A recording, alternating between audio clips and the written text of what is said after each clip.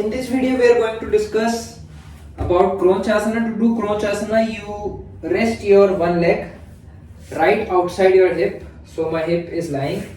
Then you raise your leg up such that your hip touches your chest. Then raise your leg up as much as possible. Straighten your leg as much as possible.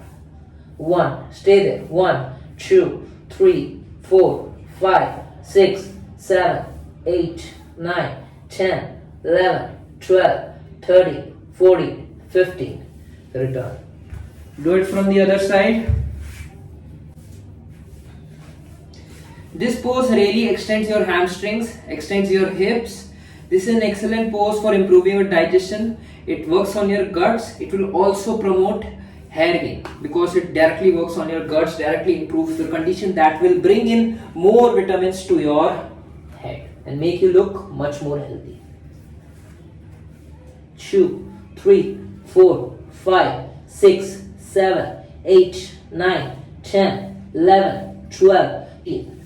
Relax slowly and come back to Dandasana.